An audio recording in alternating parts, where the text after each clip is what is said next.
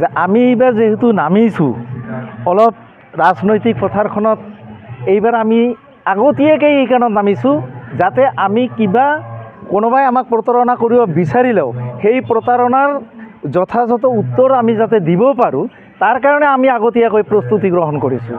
এই সচেতন মঞ্চৰ কাম হ'ব ৰাইজক জাগ্ৰত কৰা। সচেতন মঞ্চই যেতিয়া ৰাইজক জাগ্ৰত কৰিব, আমাৰ সচেতন মঞ্চৰ আহ্বায়ক গোষ্ঠীবিলাকে যেতিয়া ঘৰে ঘৰে যাব, তেতিয়া ৰাজনৈতিকভাৱে আমি নিশ্চয় সফল হ'ব পাৰিম। কাৰণ আমি 3টা টাৰ্ম, তাৰমানে 15টা বছৰ, 20টা বছৰ আমি আজি ইমান ডিপ্ৰাইভ হৈছোঁ যে আমাৰ ৰাজবংশী মানুহক প্ৰাৰ্থিত্ব দিয়াৰ কথা কোনো দলেই কোনো কালেই চিন্তা কৰা নাছিল। আমি কি ইমান দুৰ্বল নেকি যে আমাৰ মানুহ প্ৰতিনিধি হোৱাৰ কাৰণে যোগ্যতা নাই? মই ভাবোঁ আছে, কিন্তু আমাক ইগন'ৰ কৰা হৈছে। আমি সেই ইগন'ৰ কৰাৰ যিটো প্ৰত্যুত্তৰ আমি এইবাৰ দিয়াৰ কাৰণে সাজু থাকিম, আৰু আমি তাৰ কাৰণে প্ৰাৰম্ভিক যিটো প্ৰস্তুতি এইটো আমি চলাইছোঁ। আমাৰ এই মিটিংবিলাক আমি যেতিয়া অঞ্চলে অঞ্চলে কৰি শেষ কৰিব পাৰিম, তাৰপিছত আমি গণসমাৱেশৰ সৃষ্টি কৰিম। মই অলপ আগতে ক'লোৱে যে কমেও আমি 30-40 হাজাৰ মানুহক যদি আমি গেডাৰিং কৰিব পাৰোঁ, তেতিয়াহ'লে টকা পইচা টিকেট পোৱাৰ ক্ষেত্ৰত টকা পইচাৰ কথা নাহিব, অট'মেটিক টিকেট আহিব। কাৰণ গণতন্ত্ৰত সংখ্যাটোৱেই হৈছে মেইন। আমাৰ পাছত যদি সংখ্যা থাকে মানুহ, আমি জয়ীও হ'ব পাৰিম, আমি ৰাজনৈতিকভাৱে সফল হ'ব পাৰিম, আৰু এটা আমাৰ দৃঢ় বিশ্বাস আমি এইবাৰ কৰিব পাৰিম। এইখিনিয়ে কি ক'ব? হয়, ইতিমধ্যে আমি আমাৰ কোচ ৰাজবংশীৰ বিভিন্ন দল সংগঠন লগ লাগি এটা সচেতন মঞ্চ একটা তৈয়াৰ কৰা হৈছে, আৰু এই সচেতন মঞ্চত মোক আহ্বায়ক হিচাপে ৰাখিছে, আৰু সেই আহ্বায়ক হিচাপে আজি মই এই চিঠিলাত উপস্থিত হৈছোঁ। ইতিমধ্যে প্ৰায়ভাগ অঞ্চলত এই আলোচনাবিলাক চলি আছে। কোচ ৰাজবংশীৰ বিভিন্ন বৌদ্ধিকজীৱী, সাহিত্যিক, প্ৰাক্তন শিক্ষক আৰু বিভিন্ন সচেতন ব্যক্তিসকলে এই মিটিংখনত আগভাগ লৈছে, আৰু বিভিন্ন অঞ্চলত এই সভা সমিতিবিলাক পাতি আছে। কাৰণ এই কোচ ৰাজবংশী জনগোষ্ঠীৰ যি কোচ ৰাজবংশীসকলৰ যি ঐক্যতা, ইয়াৰ ওপৰত গুৰুত্ব প্ৰদান কৰা হৈছে। সকলোৱে মিলি পেলাই আমাৰ বিভিন্ন দিশখিনি আমি চালি জাৰি চাই আগবাঢ়াৰ কাৰণে এটা প্ৰস্তুতি চলোৱা হৈছে। সকলোকে লৈ আগবাঢ়াৰ কাৰণে এটা আমাৰ জনগণনাই হওক, বিশেষকৈ কোচ ৰাজবংশীসকলক বিভিন্ন প্ৰকাৰে বিভিন্ন ধৰণৰ ভাগ কৰা হৈছে। সেইটো যেনে পুনৰবাৰ নহয়, তাৰ কাৰণে জনগণনা যিটো, সেই জনগণনাটো সচেতনতাতে আমি আগবঢ়াৰ কাৰণে ইতিমধ্যে আমি আলোচনা কৰা হৈছে। লগতে আমি এই অঞ্চলৰ আমি ৰাজনৈতিকভাৱে আমি কনচিয়াছ হ'ব লাগিব, ৰাজনৈতিকভাৱে আমি কিছুমান চিন্তা চৰ্চা কৰিব লাগিব। আৰু আমি এই যিহেতু বিটিআৰ অঞ্চলত আমাৰ বহু ৰাইজ, আমাৰ জনসংখ্যা আছে, এই জনসংখ্যাৰ পৰা আমি আমি প্ৰতিনিধিত্ব হিচাপে আমি বিভিন্ন যিবিলাক দল আছে, এই দলবিলাককো আমি আহ্বান জনাম যে কোচ ৰাজবংশীসকলৰ যেনে প্ৰতিনিধিত্ব কৰিব পৰা তেওঁলোকে এটা প্ৰাৰ্থী প্ৰদান কৰে, যি দলেই নহওক কিয়। তো BJPয়ে হওক, UPPলে হওক, বা কংগ্ৰেছেই হওক, বা BPFয়ে হওক, বিভিন্ন মানে কোচ ৰাজবংশী য'ত অধিকৃত অঞ্চল, সেই অঞ্চলবিলাকত যেনে আমাৰ প্ৰাৰ্থী প্ৰদান কৰে, তাৰ কাৰণে আমি মানে তেওঁলোকক আহ্বান জনাম।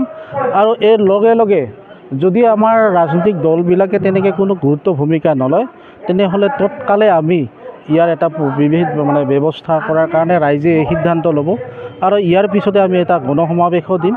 এই গণসমাৱেশৰ জৰিয়তে আমি কিছুমান সিদ্ধান্ত লৈ আমি পৰৱৰ্তী সময়ত ৰাজনৈতিক চিন্তাধাৰাৰে আমি আগবঢ়াৰ কাৰণে এটা মানে আমি পৰিকল্পনা ল'ম। ইতিমধ্যে মানে বিভিন্ন দল সংগঠনে সঁহাৰি পাব বুলি আশা কৰে? নহয়, নিশ্চয়। যিহেতু এই চৰকাৰে মানে বিভিন্ন জনজাতিসকলৰ কথা কয়, আৰু এই চৰকাৰে নিশ্চয় সেই কথাখিনি যদি গুৰুত্ব দিছে, তেনেহ'লে নিশ্চয় আমাক প্ৰতিনিধিত্ব দিব। আৰু আমি কোচ ৰাজবংশীসকলৰ ঐতিহাসিকভাৱে আমি ভূমিপুত্ৰ, এই কথাখিনিও আজি BJP চৰকাৰেও জানে।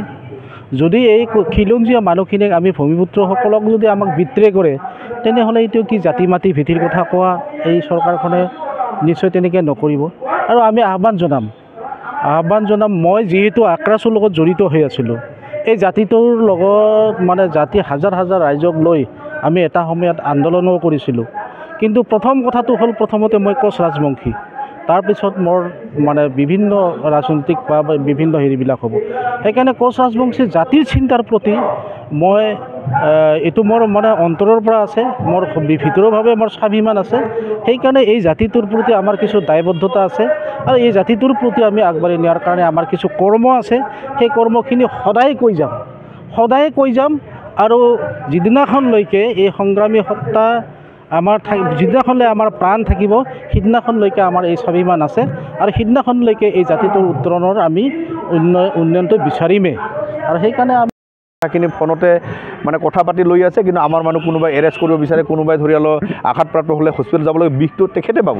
সেইকাৰণে আমি এতিয়া বেলেগৰ পাছে পাছে থাকি আমি বেলেগৰ কথা নাভাবি আমি নিজৰ কথা ভাবি ৰাজনৈতিক ভাবি যে আমি উঠিব পাৰোঁ। কোচ ৰাজবংশী সকলে যি আমি মন্ত্ৰী MLA EM GM গোটেইখিনি যে হ'ব পাৰোঁ, তাৰ যি পৰিৱেশখিনি আমাৰ মাজত আছে, আমাৰ ৰাইজ আছে, থকাৰ পিছত আমি বেলেগৰ যি বহতীয়া হৈ কাম কৰা যি পৰিৱেশ আমাৰ এখন সমাজ তেনেকৈ এখন মানে সমাজ সৃষ্টি কৰিছিল কোনোবাই দুষ্ট চক্ৰই, এই সমাজখন ঠান বান কৰি নিজৰ কথা ভাবিব পৰা, নিজৰ ঘৰখন নিজে সুৰক্ষিত কৰি ৰখাব পৰা, নিজৰ সমাজখন শক্তিশালী কৰি ৰাখিবৰ কাৰণে যিখিনি কৰণীয় সেই কৰণীয়খিনি আমি কোচ ৰাজবংশী বুদ্ধিজীৱীসকলক লগত লৈ আমি সেই সমাজখন সঠিক ৰূপত মানে ৰূপ দিয়াৰ কাৰণত আমি একেলগে কাম কৰি আমি আছোঁ।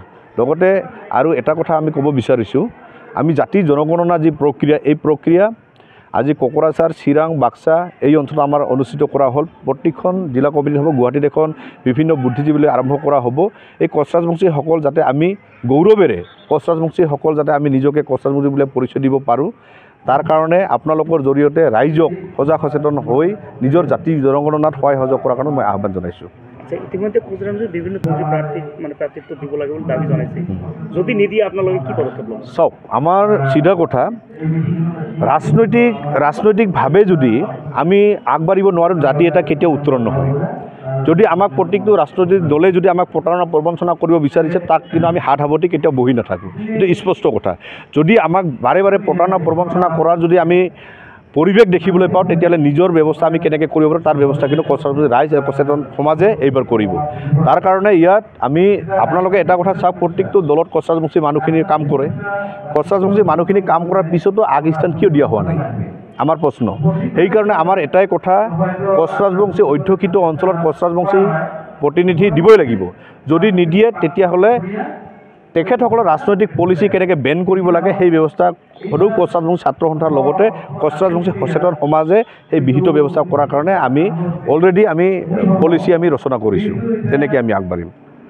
যোৱা BTC নিৰ্বাচনত চিডলাৰ স্থানীয় এজন যুৱক ৰাজু কুমাৰ বৰ্মনক বিভিন্ন দলসমূহে সমৰ্থন দিছিল, সেই ক্ষেত্ৰত বিজেপিৰ প্ৰাৰ্থীয়ে জয় লাভ কৰিছিল। চাওক, আগৰ কথা হৈছে কি, আমি নিৰীক্ষণ কৰিছোঁ আগত ৰাজু কুমাৰ বৰ্মন কিয় হাৰিব লগাত পৰি গৈছিল আৰু ৰাইজে কিয় ছাপোৰ্ট কৰা নাই। তাত আমি কেইটামান বস্তু আমি দেখিবলৈ পাইছোঁ। প্ৰথম কথা হৈছে কি, আক্ৰাছুৰ ফালৰ পৰা কেণ্ডিডেটজন দিয়া হৈছিল, যাৰ কাৰণে আক্ৰাছুক লগতে বেলেগ বেলেগ সংগঠন থকাৰ কাৰণে কোনোবা এটা আদৰ্শ নিমিলিব পাৰে। সেইকাৰণে আমি সমূহীয়াভাৱে আমি এইবাৰ সিদ্ধান্ত লৈছোঁ, ইয়াত কোনো আক্ৰাছু অকলে নাই, ইয়াত আক্ৰাছু আছে, সন্মিলনী আছে, বিভিন্ন দল সংগঠন, কোচ ৰাজবংশী দল সংগঠনবিলাক আছে। ইয়াত প্ৰত্যেকটো ৰাজনৈতিক দলৰ নেতৃত্ব মানে লোৱা মানুহখিনি ইয়াত আমি একেলগে আমি আগবাঢ়িছোঁ। ইয়াত যদি এইবাৰ যদি মানে প্ৰতিটো ৰাজনৈতিক দলে যদি আমাক প্ৰতাৰণা প্ৰবঞ্চনা যদি এইবাৰো কৰিব বিচাৰে, তেতিয়াহ'লে আমাৰ এই সচেতন সমাজৰ ফালৰ পৰা আমি প্ৰতিনিধি এজন আমি উঠাই দিম। তেতিয়া ইয়াত কোনো আক্ৰাছুৰ প্ৰতিনিধি, সন্মিলনৰ প্ৰতিনিধি এনেকুৱা কোনো নহ'ব। ৰাইজে বিচাৰিব, ৰাইজৰ মাজৰ পৰা দিয়া হ'ব। আৰু ৰাইজে যেতিয়া ৰাইজ যেনেকৈ ওলাই আহি আছে, এই ৰাইজ যদি ঘৰে ঘৰে যদি ওলাই যোৱা হয়, তেতিয়াহ'লে কিন্তু চৰকাৰৰ যি পলিচি সেই পলিচি বেন হোৱাতে সময় নালাগিব। আৰু আমাৰ এটাই কথা হৈছে কি, আগৰবাৰ আমাৰ কথা আছিল কি, ইলেকশ্যনৰ আগমুহূৰ্তত আমাৰ প্ৰতিনিধি লাগে বুলি আমি ৰাজনৈতিক দলত গৈ আমি আবেদন কৰোঁ। তেতিয়া আমাক তাতে গৈ মানে লাল চাহ খুৱাই ভাল ভাল কথা কৈ আমাক পঠাই দিয়ে। যেতিয়া আমাৰ মানে প্ৰাৰ্থীজন নাহাৰ পিছত আমাৰ কোনো ৰিয়েকশ্যন নাথাকে। কিন্তু আমাৰ কথা হৈছে কি, এইবাৰ 2-4জন 5জন মানুহে বন্ধ কোঠাত গৈ তাতে গৈ প্ৰাৰ্থীৰ কথা আলোচনা নকৰিব।